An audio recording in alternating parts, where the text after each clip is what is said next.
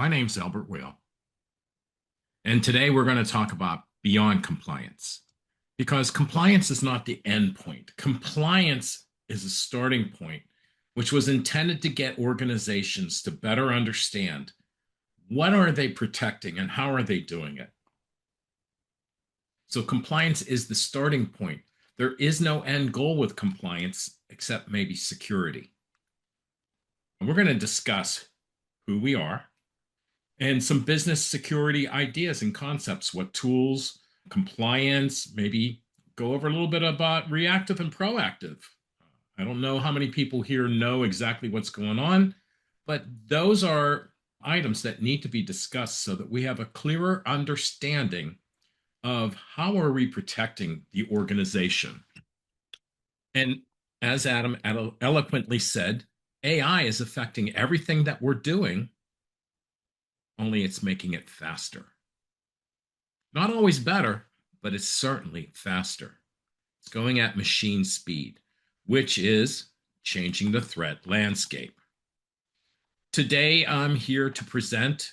Maggie Dillon is my Chief Operating Officer. She's fractional COO, and we're talking about what our tool does. It's called It's Safe, and the company is IT Security Solutions. A little bit about me. I am an international author, a coach, a speaker, and a cybersecurity professional. I've been working in cybersecurity since 9/11. Down on the bottom right is a picture of me having lunch with Governor Tom Ridge. He was the first secretary for the Department of Homeland Security. And over on the left is a shameless plug for my ship in the Navy, the USS Chicago CG-11. That was a heavy guided missile cruiser, 18 stories out of the water, 8 stories in the water, and some of the best memories of my life, as well as some problems that occurred, like catching a motor and breaking my back. But we're not talking about those today. We're talking about moving forward. And I move forward at light speed by creating 2 of my 4 published books that I did in 2 years. The first book, hashtag hacked, has tips about how to protect your personal and business information. It's a good starting point for any security professional, business owner, or just someone that's curious about what's going on in cyber and or the internet. I think I sent you a copy of it, Adam, didn't I? Yeah, you did. Perfect. My second book. Look, I created the first book, hashtag hacked, in 8 weeks. That's how long it took me to write it. When I published it in 30 days, I received 12 additional cybersecurity professionals that wanted to be in my second book. I didn't even know I had a second book. But now I'm creating a second book with 12 cybersecurity professionals. That's the baker's dozen, if you're familiar with that. And we're talking about different parts of the industry because everybody says, what should I do in cyber? So hashtag hack 2 gives you a different perspective of how different people see the industry because cybersecurity is very broad. It's so broad, my arms are off screen. And the technical challenges are very deep. It's not 1 inch deep, it's 3 meters deep. And until you get into that level, you really don't have good security. So, understanding what's going on and how different people work together in the field is essential for us to improve our security. This is a quote that I just find so compelling. Albert Einstein said, insanity is doing the same thing over and over again and expecting different results. That's what we're doing today in security and compliance. We're filling out papers, we're putting in firewalls, we're updating virus scanners, and it's not stopping the attacks, is it? But we think we're doing the right thing. So we're using traditional tools, auditing, promoting new apps with vulnerabilities like through DevSecOps that helps reduce the number of defects and vulnerabilities, corporate policies with or without accountability, if you don't have buy-in by the executive leadership about how things are supposed to be handled, then you basically have the Wild West. And that's how the internet started without having even firewalls on the first servers on the internet. Inadequate testing of the organization. So, for the most part, assessments are done on a portion of the environment. And that is basically, I'm told, because they don't want to affect the capability, the throughput that individuals have when they use the network. So they're only going to do part of the network, maybe a third at a time, in order to do an assessment. We'll talk a little bit more about that in a minute. And they're doing reactive tools. So they're taking log files from servers, which basically record what is going on in the environment when an application is run, or people log in, or it communicates with somebody inside or outside of the network. Those activities are logged, and they're usually thrown against a tool called a SIEM. Now, a SIEM is just acknowledging that an event happened. I don't know why they call it a security incident, because all incidents go through the SIEM, but it doesn't block the activities going on until you have full accountability of every single event going on. There isn't a pathway for the SIEM to stop attacks in process. This is just basically confirming that the event happened. One of the last things that I see all the time are vulnerability management tools. Well, if I know that I have 100,000 vulnerabilities, and in the following weeks before the end of the year, I'm putting in new applications that add more vulnerabilities on top of it, I am just creating a bigger mountain, Mount Everest, if you will, of vulnerabilities that we need to fix. So vulnerability management doesn't fix the issues. It only accounts for them. IT teams don't have the time to fix these problems, nor did they create them, usually. That's usually the people that are creating the products, and that's why we're doing DevSecOps, to have developers launch tools that will identify problems before the application gets off their desktop. And that's more of a proactive approach. So we talked about tools and having a mindset of looking at what we're looking at, and only that. But the attacker never does that. They're looking at everything, and everything is in scope, not just the one application you want to test, or the Q&A network, or the development network. They're testing the full environment. And they use other tools too, like Google. A lot of organizations allow Google to scan their web server and determine what's on it, as well as what ports are open, probably also test to see if the default passwords are still being utilized in configurations, whether it's for the web server itself or SSH access. But all of these tools, all of these exploits are all in scope. So just determining that you're only going to look at a pinhole of the environment isn't enough, especially in this day and age. That's why I created this term, insanity, using traditional security tools and expecting that you're secure. Have you changed much? Probably not. Are the attackers still getting in? Oh, you know they are. You haven't stopped anything. That's why I call it insanity.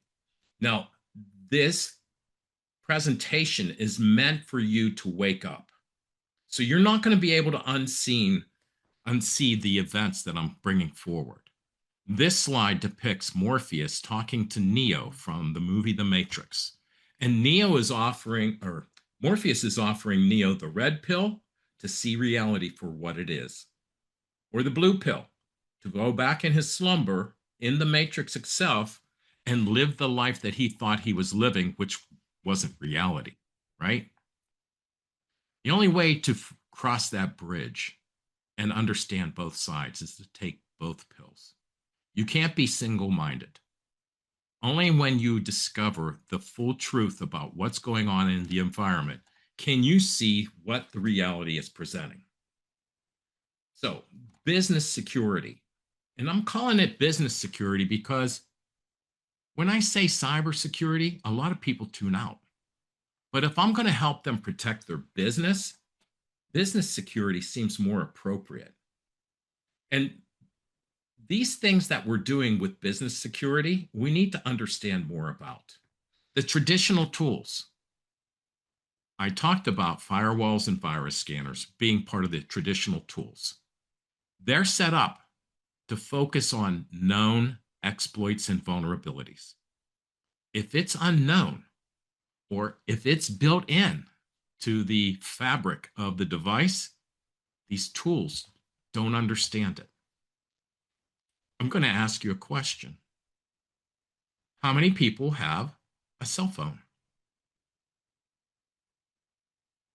That's what I thought. Just about everyone. What's unique about the cell phone? Well, it's really not unique, but a lot of technology is built in a third country. It's not third world, really. And when I ask people where their phones are built, some of them know right away, and some I have to offer some support. So I jog their memory and tell them it's a red country, starts with the letter C, ends with the letter A. It's not Canada. It's not Cuba. It's not Colombia. It's not Croatia. Eventually, they come up with China. I have nothing against the Chinese people, but the Chinese Communist Party has determined that it's significantly cheaper to subsidize their manufacturing of technology tools to make the world come to them, bring it on down, for the technology that they employ in their networks. Now, why would they do that? The answer is pretty simple. They're building backdoors into the equipment. They're making vulnerabilities inside at the behest of saying, you need to have an update on the software, which you may or may not agree with. The problem is that you didn't ask for these backdoors to be built in, and that's where they are. So we have known threats, unknown threats, and built-in threats. That's a lot of threats.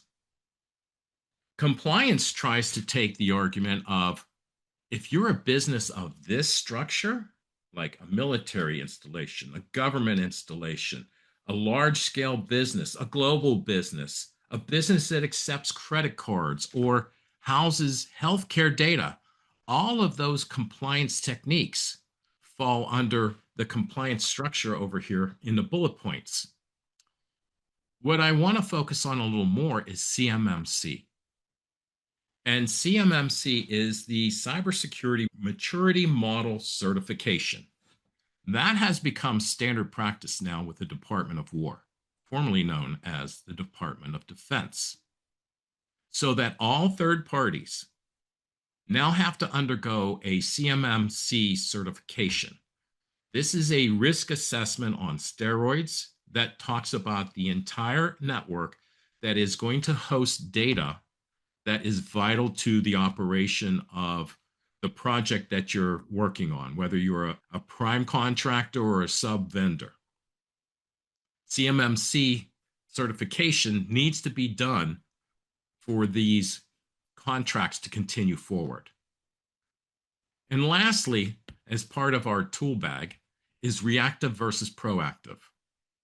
I said earlier that a SIEM is a reactive tool because it's reporting that it found log file information from this particular event, whether it's a known event, an unknown event, or an unwanted event. It's still an event that has occurred and it hasn't stopped it. The difference is the proactive tool blocks activity when it identifies it in real time. And that's where we're going to move forward from here, because artificial intelligence is advancing the threats and the activities from the attackers at full speed. So, what are some of the problems that small business has?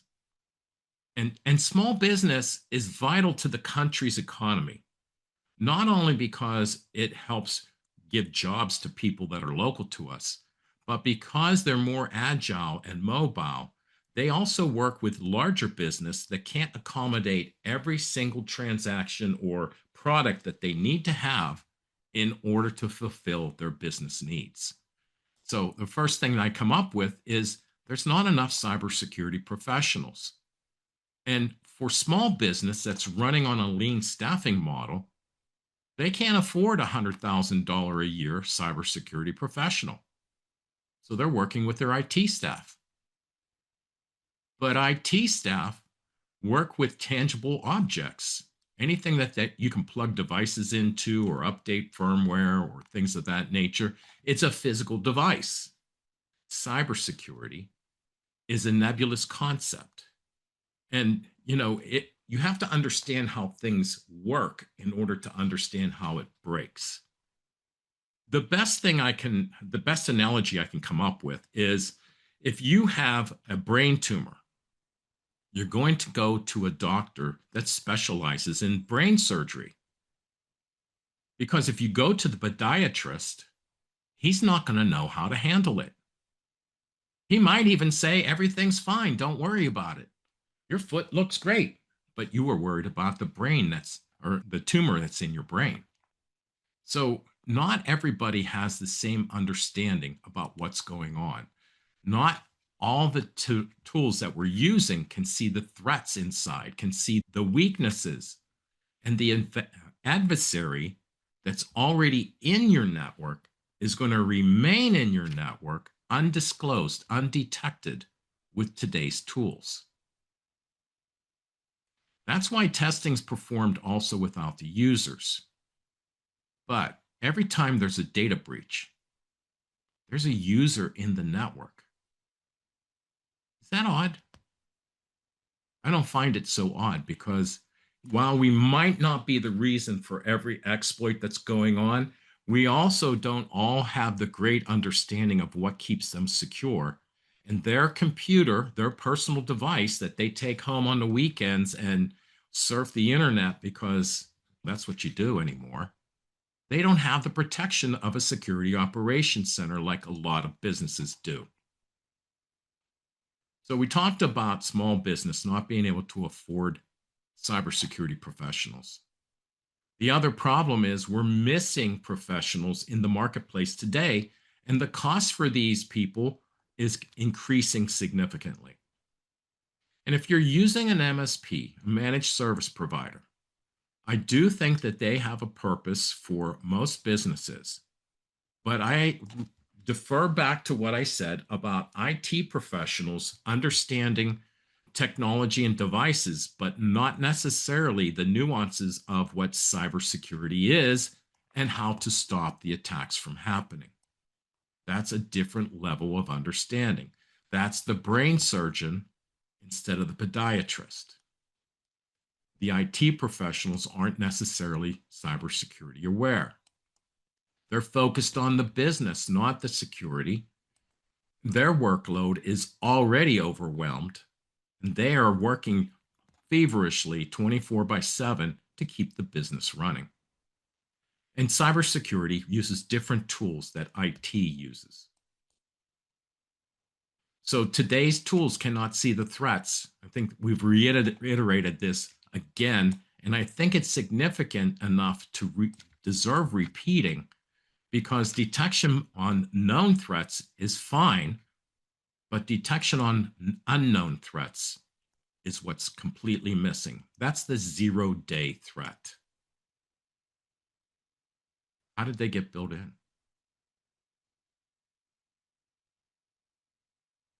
So you might not know, but this is a picture of an APT, an Advanced Persistent Threat Team in North Korea. They work on a 3-shift rotation, 8 hours on, 3 shifts a day, 24 hours a day, 7 days a week. And what are they doing? Oh, they took down Fortinet. Isn't that a great firewall? Recently, they took down Juniper networks. And just a week or two ago, they took down the Cisco networks and all of their firewalls as well. Is this an indication of using known threats only and missing everything else that's going on? Or is this AI enhancing the attacks because the other tools that you permit, like Google, to scan your environment, help identify problems that you have that you weren't aware of? Those attacks are happening now at light speed, much faster than teams can react. Vulnerability and pen tests are performed without users, and they're always present during a breach. Sorry about that. So instead of looking at the penetration test as being the be all end all, what we're coming up with is the penetration test is only valid until the ink on the report is dry. As soon as that occurs and you stop watching the network to figure out what's in the report, everything changes. This is the observer effect. So everything changes, and these reports are created without the users being in the network. As soon as the users get back in, everything changes because now we have new activity. Every Tuesday, the environment changes again. And it's not just one thing, it's multiple things. Microsoft sends out a patch Tuesday alert every week. Some are applications, some are operating systems, but they're continuously chasing that demon and trying to plug the leak.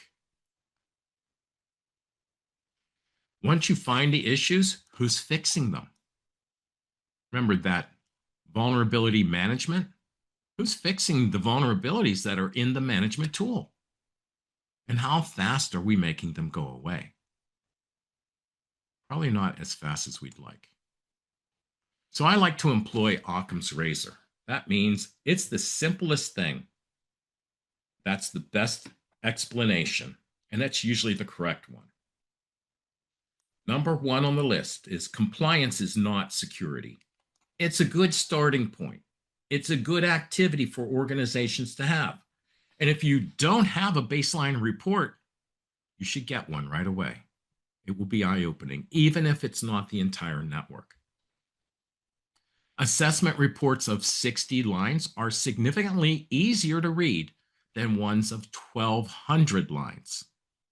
Anybody that writes a book that long is really creating their own library. Are you going to read a report that's 1,200 lines long? I'm just going to say probably not. Mitigating threats in real time is significantly better than trying to react to tools later on, and finding time to reduce that Mount Everest of vulnerabilities that you're managing. The only way to compensate for this is continuous monitoring and mitigating that in real time. And that's why I created the It's Safe Security Appliance. It does continuous protection. It doesn't require additional resources or staffing to take place. It works for small, medium, and global operations. There's a configuration we can get inside most businesses and make them significantly secure in very little time. IT doesn't need to patch this, and it blocks a lot of different activities that you're not seeing today. Malware, Trojans, DNS queries. How about a crypto coin miner on a Samsung device or a laptop? Do your tools alert you to crypto coin miners? Because there's a backdoor connection to your device in order to have that coin miner report the next Bitcoin for them. Our It's Safe Security Appliance also provides an instant upgrade for AI and quantum protection. Look, here's the difference from everything that we've talked about so far. The security methods are essential. The security assessment that we have today only looks at today. As soon as you're done looking at the environment, the report is done and it's obsolete because everything changes. You brought in new people, you're doing new communications, and those weren't analyzed in the assessment. Today's tools are looking for tomorrow's threat. If you're focusing on known threats, that's an artifact that's going to be on a device or in software that is going to change the operation, then your traditional tools are going to work fine. It's when you buy products from a third manufacturer, a third country, and have built-in problems. I don't care if it's software or hardware. These problems are built in, and unless you're testing for built-in problems of unknown threats, you're never going to see them. But you need to have a clear understanding of what is existing in the environment from yesterday, today, and tomorrow. The only way to do that is continuous monitoring. Here's another way to look at the managing risk and a few additional things that go on inside the tool itself, like domain and IP address whitelisting, country blocking, detecting malicious network activity, and so on. That's what we're doing real time. The implementation is not hard. ItSafe is sitting inside this network as the first device inside the firewall before the network switch. So we're looking at third-party risk. Third-party risk are vendors that you're using inside your organization. I don't care if you bought software at Best Buy, maybe it's QuickBooks or TurboTax or some other product, Oracle, Outlook itself, Microsoft Word. All of these problems, all of these tools have been known to have problems built into it, especially if you're finding something on GitHub or GitLab in the public domain, an open source tool. The people that are creating tools for open source, who vetted them? For your organization, you take and scrutinize everybody that comes into the business, their background, their skills, maybe you do a criminal background test, and you find out who you want to work inside. That's not the case with third parties. You build yourself in a cloud, you don't get to pick who's supporting your product in the cloud. You don't even get to know who's there. SolarWinds, another resource that had open source updates done. One of the developers changed the DLL and it updated everybody's software like that and allowed the breach to happen. And that included federal organizations, which is another precursor or reason that CMMC, the Cybersecurity Maturity Model Certification Program, is now a requirement.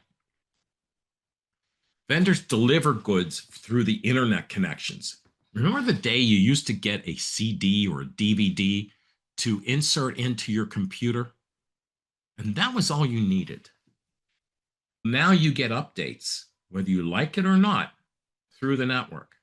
And a lot of them, you don't know what they're updating until after it occurs. So do you have a good program in place to test them? How are you evaluating the vendors that you're using? What did they say about their last security assessment on their product?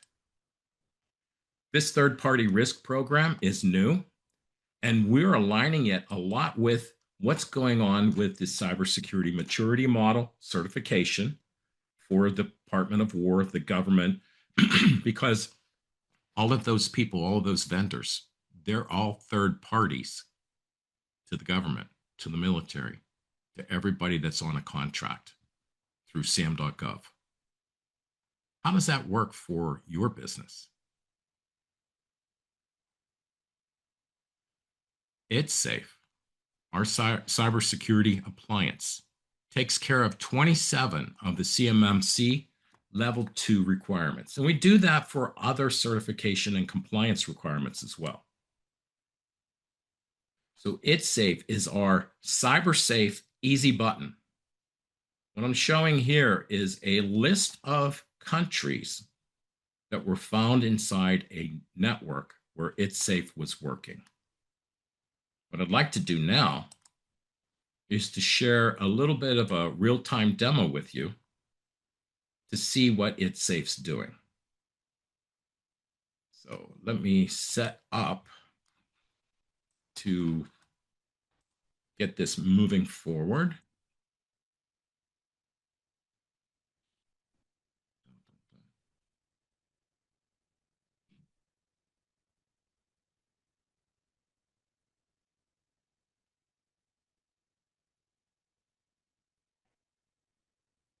And here I'm sharing with you a screenshot from the dashboard. We have graphical displays that update at the interval that you select for the dashboard itself. Right now, this is set up for 5 minutes, and we store up to 30 days on each device. So in this category, the alert signatures, we're able to see in real time different activities going on inside the network, including SSH, Spotify coming through, and maybe all those products and tools that are being detected are useful for the business. That's fine. We can whitelist them.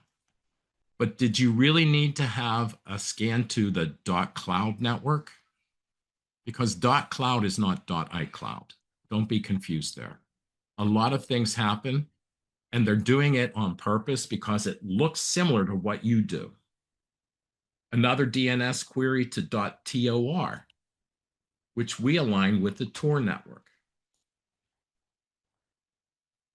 To .cc, and that's not credit card. That's a command and control network for malware, Trojans, DDoS attacks, and so forth. We take those signatures and we classified them into categories. This just helps to identify a little more about what's going on, whether it's attempted administrator gain, attempted user gain, coin miner activity, different things that are going on so that you can identify what are we blocking. Because if it's on this list, then we're blocking it. What comes through is pretty important. Your web browser, most people use get and post, and that's it. All of these other methods are attempts to find out what's going on inside your network without your observation, because they're probing your web servers to find out what options do you have. Tell me what's going on inside the network with the head command. And then these activities go on 24 hours a day, 7 days a week. There is not a significant amount of downtime anywhere on this chart that shares that the activity on the network is quiet when you're not in the office. If you're not in the office and your network's not quiet, why isn't it? There's activities going on that you're unaware of. And you're not pushing the buttons, somebody else is. That's why we track who's connected. This list of countries that are inside your network or inside this network being observed include all the good places that you want to go to, including the United States, as well as the bad places, Bulgaria, Russia, the Republic of Korea, Brazil, Iran, China. Do I need to say more? You know, GDPR comes out and says if you're bringing data from Europe over to another country, whether it's the United States or anywhere else, you're going to be subject to 5% gross profit or gross income fines. Facebook's gone through it, Microsoft's gone through it, Google's gone through it. And the problem is There's no easy way for them to stop it, but we can. Just want to finish up where we are. So that's my demo. What I want to get to are some of the questions that came up. One of them is, how much time do I need to spend supporting this tool? And the answer to that is as much as you want to, but you're not beholden to actually perform any actions on the device because it's managed for you if you like. We do full managed services, including tuning. So if you have problems getting anywhere, we can clear that pathway and make it more efficient. Designers and architects of networks don't always get to take advantage of who owns the resources that they're connecting to when they go to a web application, especially if they're using a web application and DLLs from another party, a third party, a business partner. Those business partners might have great intent, but they lack the credibility for cybersecurity. So you need to have a tool that's going to sit, continuously monitor, and eliminate the threats for every business owner out there. Because until you secure the environment, the business isn't secure, and it may not remain in effect. There are probably a ton of other questions that people will have, and we're certainly open, Adam and I, to having a conversation and discussing your particular needs and how we can best serve you. My name's Albert Whale, and I'm here to improve your investment in security, your investment on-prem and cloud solutions, and marry them together to a more effective, more efficient architecture for you to be secure into the future. That's my presentation, and I hope that you got some meaningful value out of it. Thank you. No, Albert, this was very insightful. Thanks for sharing your expertise with the audience and the viewer, whoever will be watching. And the lens that you brought up through the EdSafe tool, Yes. the looking at the yesterday, today, and tomorrow, I think I would just pivot into that and advise our viewers or business owners or whoever is going to get this to watch this webinar. I know there are tons of tools out there, but look at your security tools today through the lens of today, tomorrow, and yesterday that Albert talked about. And if your tool can see the AI-driven threats, and if they can respond in real time, and if your tool, the current tool that you're using, and if it cannot adapt when the threat landscape shifts, then you're defending a modern world with legacy visibility, legacy tools that we are talking about here. So definitely AdSafe is built for that purpose. And Albert bring that 3 decades of experience from the military and civilian and corporate environment. So thank you all for listening in and joining. And Albert, thank you so much for your insight and the demo. And if you want the assessment or explore the ITS Safe product, as Albert mentioned, please contact us directly, either me or Albert, and we will follow up with the recordings and details, and even we'll be able to schedule an appointment where we can facilitate how we can get you the real visibility that you need. So yeah, we'll wrap it up here, and thank you again. Thank you very much, Albert, and hope we will see you for our next session. I look forward to it. And it's real easy for us to identify whether you're secure or not. Give us a call today. Beat that ransomware. Yeah, definitely. All right, have a great day, Albert. Thank you, Adam. Of Thank you, course, bye. everyone. Bye. Bye for now.